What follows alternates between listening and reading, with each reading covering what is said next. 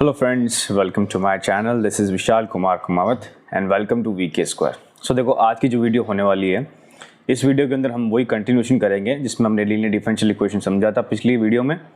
और इस वीडियो में क्या लीनियर डिफरेंशियल इक्वेशन हम करेंगे, बट हम क्या करेंगे, हमारा पास जो फॉर्म होगा वो dx/dy वाला फॉर्म होगा। बिकॉज जो पहले हमने पढ़ा था वो dy/dx वाला फॉर्म पढ़ा था, तो अब क्या पढ़ेंगे, dx/dy वाला फॉर्म पढ़ेंगे। ठीक है, तो फिर वीडियो स्टार्ट करते हैं फटाफट।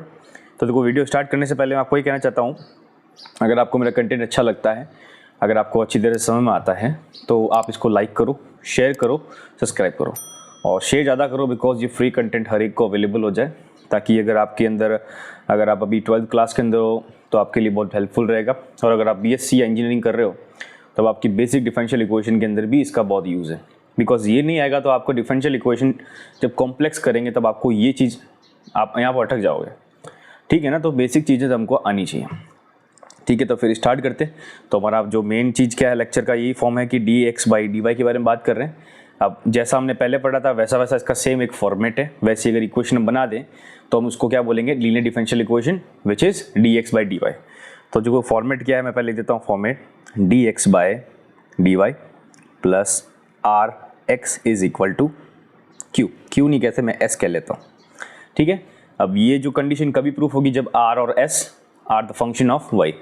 सो यहाँ लिख दूंगा मैं, where r and s are function of y।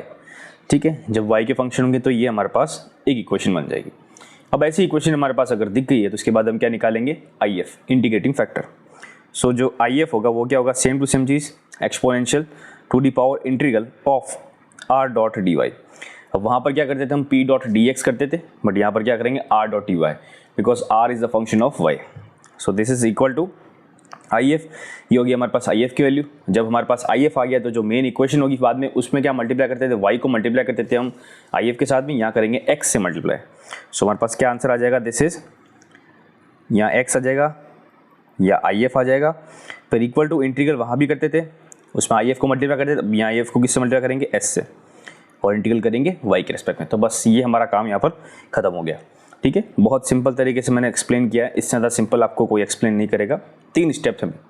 Main तो dx/dy निकालो पहले, उसके अंदर आपको r और s की वैल्यू निकालनी है। वो जब निकल गई तब आप क्या निकालो, इंटीग्रेटिंग फैक्टर। जब इंटीग्रेटिंग फैक्टर निकल जाए तो लास्ट के अंदर x से इंटीग्रेटिंग फैक्टर को मल्टीप्लाई कर दो, इक्वल टू करके RHS के अंदर integration of integrating factor multiply by the last term which is x। और s क्या है हमारे पास, s is the function of y। ठीक है ना, तो ये हमारे पास प्रोसेस समझ में आ गया। इसका अब एग्जाम्पल करते हैं। ठीक है, तो पहला एग्जाम बहुत ढंग से करेंगे। सो देखो, पहला एग्जाम्पल क्या दिया हुआ है, मैं यहाँ पर पेस्ट कर लेता हूँ। तो देखो, पहला दिया हुआ सॉल्व dx। तो हमारा पहला काम क्या होता है, dy/dx निकालना है। सिंपल सा चीज़ है, जो भी काम करेंगे उसमें पहला हमारा काम क्या होगा, dy/dx। देखो, मैं काफ़ी चीज़ें काम डायरेक्ट करूँगा, इतना तो मैं एक्सपेक्ट करता हूँ कि आपको समझ में आ जाए कि जो RHS में लाया तो मैंने y³ माइनस x³ किया, बिकॉज ये उधर जाएगा तो माइनस होगा, माइनस मैंने अंदर कर दिया तो डायरेक्ट कर दिया ही मैंने। अब मैं क्या निकालूंगा यहाँ पर, dy/dx निकालूंगा। तो this is y/3 minus x। अब खुद देखो, आपके dy/dx तो हमारे पास आ गया। अगर ये क्वेश्चन dy/dx से सॉल्व होता तो हमारे पास ऊपर ये चीज़ अलग हो पाती, मतलब सेपरेट कर पाते, बट ऊपर तो y आ रहा है, नीचे भी डिनोमिनेटर में y³ माइनस x आ रहा है, तो मैं इसको अलग नहीं कर सकता। तो इसलिए हम इसको क्या केस में चेंज कर देंगे, हम किसको क्या बोलेंगे, dx/dy, मतलब इसका क्या कर देंगे, हम उल्टा कर देंगे। तो जब इसका उल्टा करेंगे तो y³ minus x upon y आ जाएगा, और यहाँ पर जब अलग करूँगा तो ये y² आ जाएगा, यहाँ आ जाएगा x/y। अब देखो, इक्वेशन आपको याद होनी चाहिए, dx/dy प्लस हमारे पास क्या, rx is equal to s के बाद बोलते थे, तो मैं यहाँ लिख देता हूँ dx/dy plus rx is equal to s, ये हम करते थे। तो जो ऊपर वाली इक्वेशन को मैं क्या लिखूँगा, इस टाइप के अंदर, dx/dy तो ठीक है, बट यहाँ r हमको इस तरफ लाना है LHS के अंदर, और r के साथ में x मल्टीप्लिकेशन होना चाहिए। तो यहाँ पर r के साथ क्या है, r मतलब क्या हो जाएगा, 1/y, ये वाली टर्म जिसमें x मल्टीप्लिकेशन है, तो ये इधर जाएगा तो हमारे पास कैसा हो जाएगा, पॉजिटिव है, 1/y, और दिस इज x।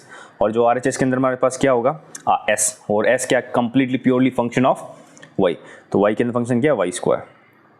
ठीक है, तो हमारे पास इक्वेशन आ गई। सो इससे हमको क्या मिल रहा है कि जो r की वैल्यू है वो हमारे पास 1/y है और s की वैल्यू है y²। तो हमारे पास r की वैल्यू आ गई, तो हम क्या करेंगे, सेकंड स्टेप हमारा integrating factor which is exponential integral of r dot dy।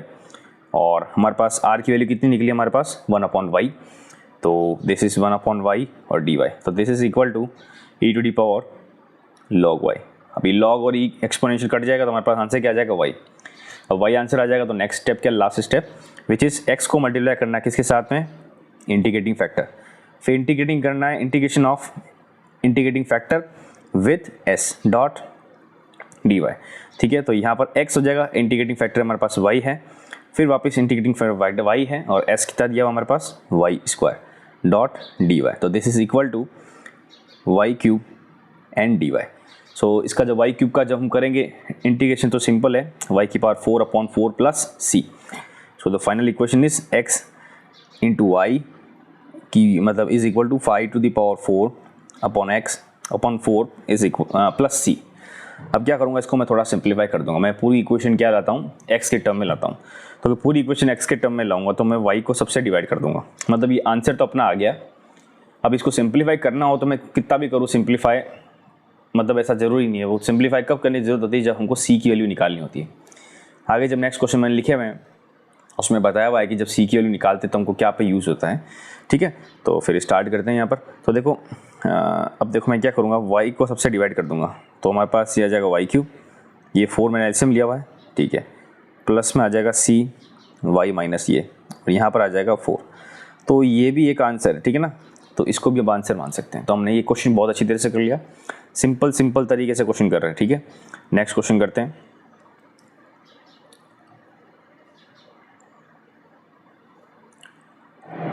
देखो नेक्स्ट क्वेश्चन क्या दिया हुआ है, सॉल्व ये दिया हुआ। ठीक है, तो हमारा पहला काम क्या होगा, dy/dx निकालना। So e to the power minus y sec x y dy, और यहाँ पर dy में क्या करूँ, कॉमन ले लूँगा dy। तो ये जो dy है, ये जो, चलो मैं वह लिख देता हूँ, एक स्टेप एक्स्ट्रा ही तो लिखेंगे, ज़्यादा से ज़्यादा क्या होगा समझ में आना चाहिए। ठीक है ना, यहाँ पर आ जाएगा e to the power minus y sec square y minus x, this is dy, this is dx। तो dy/dx तो हमारे पास क्या आंसर है, 1 में e to the power minus y sec square y into x आ रहा है। ठीक है, तो अभी यहाँ क्या करेंगे, हम ऐसे तो सॉल्व करने से dy/dx को, तो हम इसको dx/dy में चेंज कर देंगे। तो जब चेंज करेंगे तो ये नीचे वाली चीज़ ऊपर आ जाएगी। ठीक है, अब मैं क्या करूँगा, इसको थोड़ा सा अरेंज करूँगा। जो x का वाला है ना, x के साथ में हमारे पास r आता है, तो x को मैं इधर लेके आ जाऊँगा LHS में, तो हमारे पास हो जाएगा x is equal to e to the power minus y sec square y। ठीक है, तो ये चीज़ होगी। अब इक्वेशन जब हमारे पास कौन सी इक्वेशन है, इक्वेशन देखो हर टाइम आपको लिखनी पड़ेगी एग्ज़ाम के अंदर। तो अगर लिखोगे ना तो एग्जामिनर आपको एक हिंट मिलेगा, मतलब अच्छा पॉइंट मिलेगा, आपको नंबर ज़्यादा मिलेंगे। हमारा मेन बेसिक ये काम है, कोई भी कॉन्सेप्ट समझते हैं हमारे नंबर ज़्यादा आना चाहिए, बाकी हमको किसी से मतलब नहीं। ठीक है, तो यहाँ पर r क्या है हमारे पास 1 and s is e to the power minus y sec square y। ठीक है, तो r की वैल्यू 1 आ गई, तो यहाँ पर हम क्या निकालेंगे, if is equal to integrating e to the power integrating of r dot dy, where the value of r is 1 dot dy, so this is equal to e to the power y। अब ये e to the power y हो गया। ठीक है, तो this is equation नहीं मानते, सीधा मान लेते हैं इंटीग्रेटिंग फैक्टर। अब क्या करेंगे, हम इंटीग्रेटिंग फैक्टर को x से मल्टीप्लाई करेंगे, फिर इक्वल टू करेंगे, फिर वापस इंटीग्रेटिंग फैक्टर को हम किससे मल्टीप्लाई करेंगे, s से, और डिफरेंट इंटीग्रेट करेंगे y के रेस्पेक्ट में। अब यहाँ इंटीग्रेटिंग फैक्टर हमारे पास जो नीचे लिख देता हूँ इक्वेशन, तो x into integrating factor is e to the power y, यहाँ पर जाएगा integrating factor e to the power y plus का, सॉरी, अब यहाँ पर s की वैल्यू क्या हमने निकाली, e to the power minus y into हमारे पास था सेक स्क्वायर x, मतलब sec square y into dy। अब ये दोनों चीज़ आपस में मिक्स करूँगा तो हमारे पास कैंसिल हो जाएगी। ठीक है, e टू दी पावर 0 1 होता है, तो हमारे पास आंसर क्या आ जाएगा, मतलब सिंपल इंटीग्रल क्या आ जाएगा हमारे पास, integration of sec square y dy, और ये हमारे पास कितना होता है 10y, और यहाँ प्लस c कर दूंगा बस। अब हमारे पास क्या वैल्यू आ जाएगी, X E to the power Y is equal to 10x plus C. Simple सारी चीज़ आ गई, ठीक है। अब क्या करूँगा मैं यहाँ पर ई टू दी पावर वाई को सबसे डिवाइड कर दूँगा, तो यहाँ आ जाएगा ये, यहाँ पर आ जाएगा 10x, यहाँ e to the power minus y, यहाँ plus c e to the power minus y. तो ये हमारे पास आंसर आ गया। बस मतलब जितना सिंप्लीफाई करो, आराम से करो, शांति से, क्वेश्चन सारे सॉल्व होंगे, ठीक है। तो इसका भी आंसर हमने बहुत जल्दी कर दिया। नेक्स्ट क्वेश्चन करते हैं, थर्ड क्वेश्चन।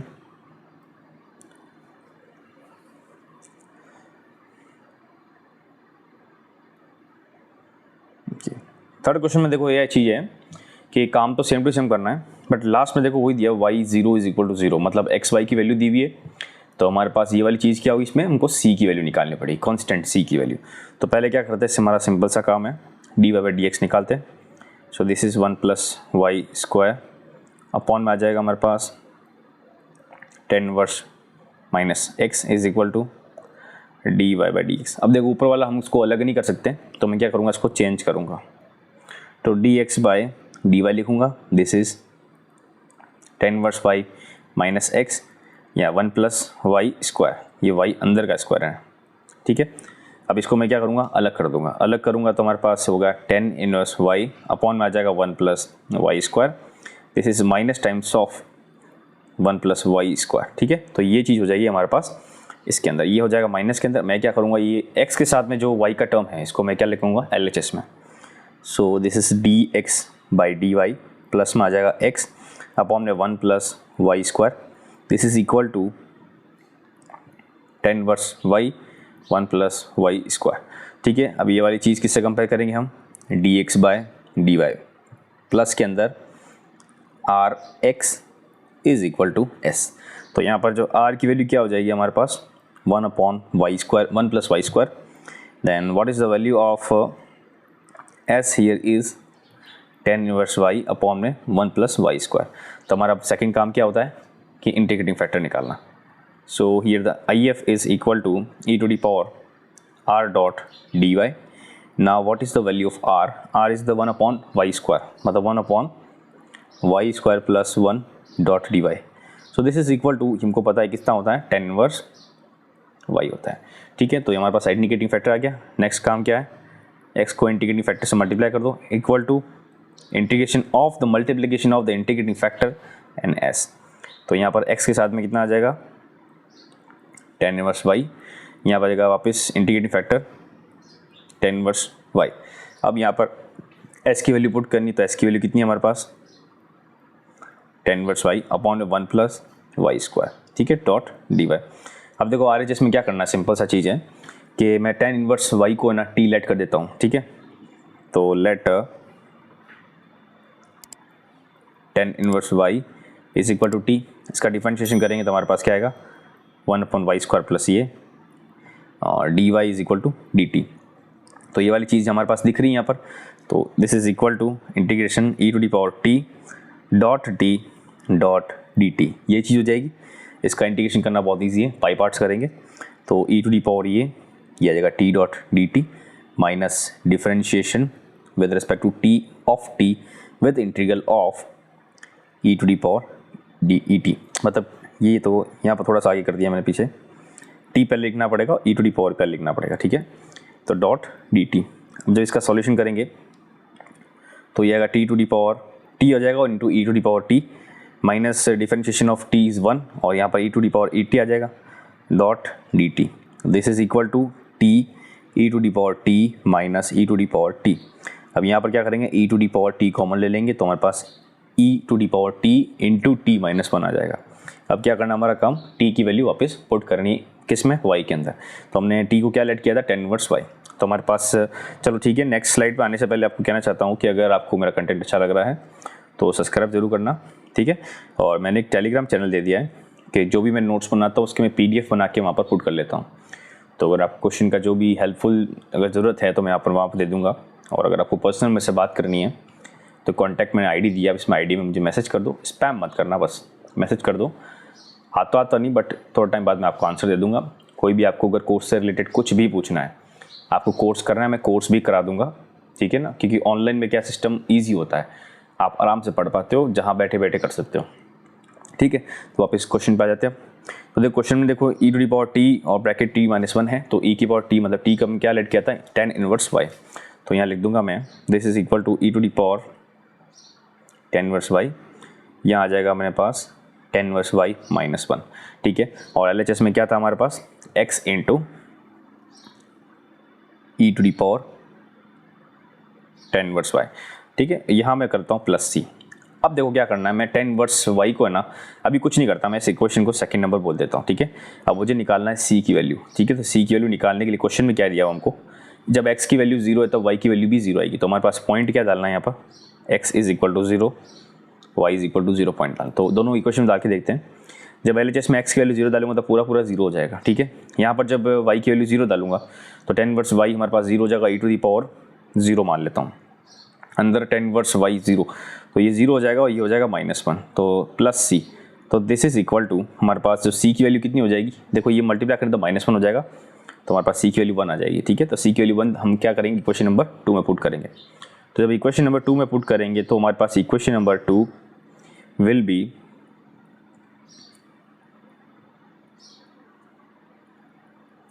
कितनी हो जाएगी 1। अब क्या करना है, मैं e टू दी पावर जो tan इनवर्स y है इसको मैं सबसे डिवाइड कर दूंगा, ताकि मैं यहाँ पर x को सिंपल इक्वेशन में लाना चाहूँ। तो यहाँ पर आ जाएगा, ये पूरा कट जाएगा, ये आ जाएगा tan inverse y minus 1 plus e to the power minus tan inverse y। तो ये हमारे पास सिंपल इसका आंसर आ गया। ठीक है ना, तो हमने यहाँ पर 3 क्वेश्चन बहुत अच्छी तरह से कर लिए। अब इस क्वेश्चन के अंदर देखो मेरे को लगता है जहाँ तक आपको कि कुछ भी क्वेश्चन आ जाएगा तो आप अटेम्प्ट कर दोगे। ठीक है, तो एक आध क्वेश्चन और ढूंढते हैं। ठीक है, ताकि वो क्वेश्चन ढूंढेंगे ना तो हम थोड़ा सा 2-3 क्वेश्चन और करते हैं। मैं फिर लिख देता हूँ आगे थोड़े से, हमने काफ़ी ठीक ठाक क्वेश्चन किए। ठीक है ना, तो एक और क्वेश्चन और देखते हैं।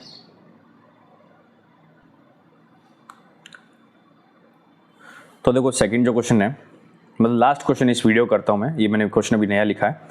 तो देखो इस क्वेश्चन में क्या दिया हुआ, सेम चीज़ करनी है हमको, c की वैल्यू निकालनी है। तो यहाँ पर मैं सॉल्यूशन करता हूँ। पहला हमारा काम क्या है, dy बाई dx निकालना। तो dy बाई dx क्या हो जाएगा, dy by dx is equal to हमारे पास हो जाएगा ये y into e to the power y upon में y cube plus 2x e to the power y. देखो मैं बार बार dy बाई dx इसलिए निकाल के आपको बता रहा हूँ बिकॉज एग्जाम के अंदर ऐसा नहीं होगा कि आपको बताएंगे कि dx बाई dy से मेथड से होगा, आपको नहीं पता होगा, आपको वहाँ पता लगाना होगा। तो पता लगाने के लिए आपको dy बाई dx निकालना पड़ेगा, भले रफ में निकालो, ऐसे निकालो तो बहुत बेटर है। टीचर को भी लगेगा कि बंदे ने, मतलब जो भी स्टूडेंट है उसने तैयारी करी, कोशिश करी है, तो सोचा उसने dy बाई dx होता है कि नहीं होता है, नहीं होता तब उसने जाके dx by dy form start किया। ठीक है, तो dx बाई dy लिखता हूँ मैं, तो इनका क्या करेंगे, अपॉन में कर देंगे, तो ये आ जाएगा। ठीक है, इसको मैं क्या करूँगा, अलग करूँगा, तो ये आ जाएगा Y square upon E to the power Y plus में आ जाएगा 2x अपॉन में आ जाएगा y। ठीक है, अब हमारे पास क्या करना पता है, x के साथ वाला होता है उसको मैं LHS में लेके आऊँगा। तो dx by dy minus 2x by Y is equal to Y square upon E Y. यहाँ देख के हमको ध्यान पड़ रहा है r की वैल्यू कितनी है, माइनस 2 बाई वाई, और यहाँ पर जो s की वैल्यू कितनी है हमारे पास, कंप्लीट y का फंक्शन जो कि RHS में Y square upon E to the power Y.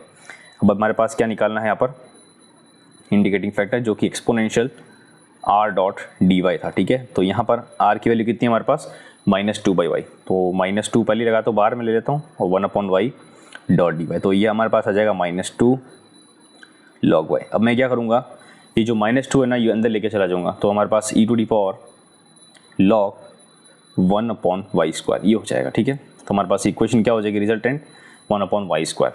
तो क्योंकि ये कट जाएगा तो हमारे पास अब नेक्स्ट स्टेप क्या है, x को i f से मल्टीप्लाई करना है, इक्वल टू करना है, फिर i f को वापस मल्टीप्लाई करना है किसके, s के साथ में, और dy। अब देखो x को मल्टीप्लाई करेंगे i f से, तो i f हमारे पास 1 अपॉन वाई स्क्वायर है, this is equal to integral of i f, s की वैल्यू कितनी है पर Y square upon E to the power Y, Y square upon E to the power Y. तो ये जो चीज़ आ जाएगी ये वाली चीज़ से कैंसिल हो जाएगी, तो हमारे पास इंटीग्रल क्या हो जाएगा, e to the power minus y d Y.